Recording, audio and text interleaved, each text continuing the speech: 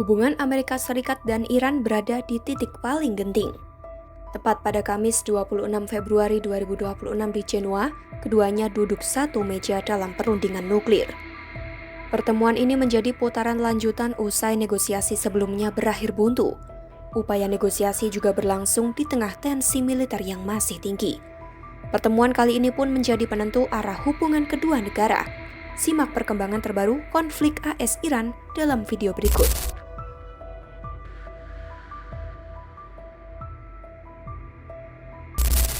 Melansir The New York Times, AS dan Iran kembali melaksanakan perundingan nuklir yang digelar di Jenewa pada Kamis 26 Februari 2026 waktu setempat.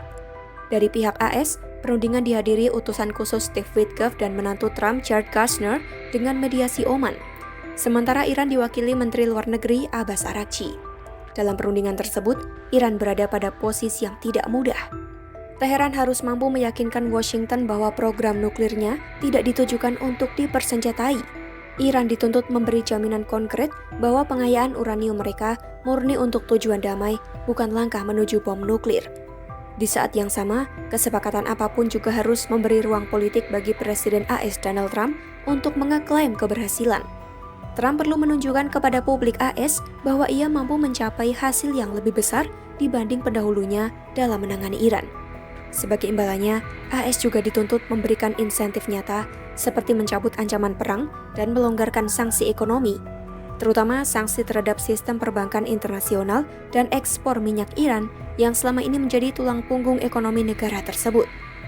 Menurut 4 pejabat Iran yang mengetahui negosiasi terkini, Teheran akan menawarkan penangguhan aktivitas pengayaan selama 3 hingga 5 tahun. Setelah itu, Iran akan bergabung dalam konsorsium nuklir regional dengan tingkat pengayaan sangat rendah, sekitar 1,5% untuk riset medis. Iran juga bersedia mengurangi secara bertahap sekitar 400 kg uranium yang telah diperkaya tinggi. Teheran juga akan memberikan akses penuh kepada inspektur dari International Atomic Energy Agency untuk memantau kepatuhan. Di balik perundingan ini, Iran juga disebut menawarkan kerjasama ekonomi besar, termasuk pembelian pesawat penumpang buatan AS dan membuka peluang investasi di sektor energi serta pertambangan. Mantan diplomat senior Iran Hussein Mousavian menilai kerjasama ekonomi dapat menjadi katalis membangun kepercayaan antara kedua negara. Akan tetapi isu rudal balistik tidak masuk dalam agenda pembahasan. Padahal, Iran memiliki rudal dengan jangkauan hingga 2.000 km yang mampu menjangkau Israel dan pangkalan AS di kawasan.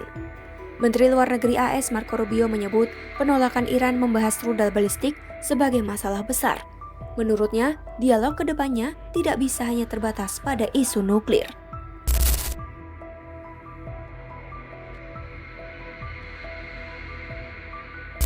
Ketegangan antara AS dan Iran saat ini berakar pada keputusan Trump pada 2018 yang menarik AS keluar dari kesepakatan nuklir 2015.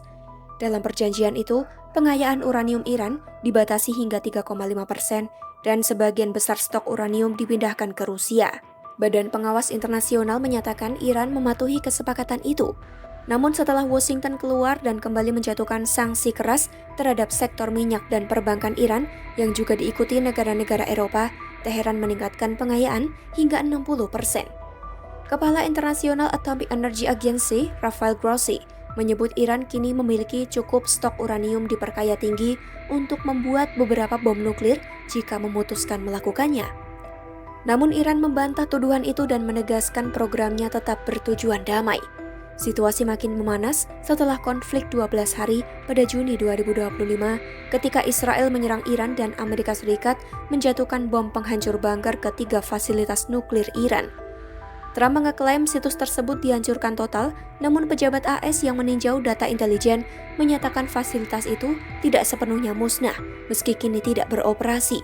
Sebagian stok uranium diyakini masih tertimbun puing.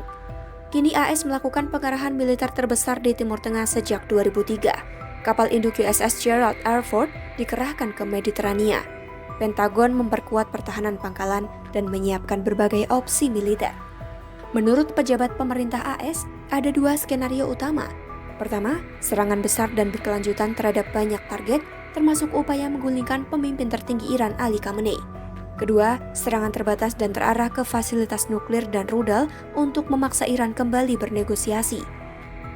Trump sendiri disebut lebih condong pada opsi kedua. Namun hingga kini, Trump belum menjelaskan secara rinci apa tujuan akhir dari keterlibatan militer itu. Sejumlah pejabat di pemerintahannya melihat serangan terbatas bukan hanya untuk merusak fasilitas, tetapi juga sebagai tekanan simbolis. Langkah itu dinilai dapat memberi Trump kemenangan militer yang bisa ia klaim sebagai bukti ketegasan terhadap Iran, sekaligus memaksa Teheran membuat konsesi. Namun peringatan keras datang dari Ketua Kepala Staf Gabungan AS Jenderal Dan Kane. Ia memperingatkan, meski serangan kecil hingga menengah dapat dilakukan, risiko korban di pihak AS cukup tinggi dan dapat menguras stok persenjataan. Dua pejabat militer AS menyebut kemampuan serangan berkelanjutan kemungkinan hanya bertahan 7 hingga 10 hari tanpa dukungan tambahan. Pejabat militer AS lainnya, Paul D. Eaton, juga memperingatkan jika AS memulai serangan, Iran dapat membalas dengan meluncurkan sekitar 100 rudal ke pangkalan Amerika di kawasan. Laporan intelijen terbaru bahkan menyebut Iran juga bisa mengaktifkan kelompok proksinya untuk menyerang target AS di Timur Tengah maupun Eropa. Senada, analis Joseph Sachs, mantan pejabat senior CIA, menilai kecil kemungkinan Iran akan memenuhi tuntutan penuh untuk menghentikan program nuklirnya.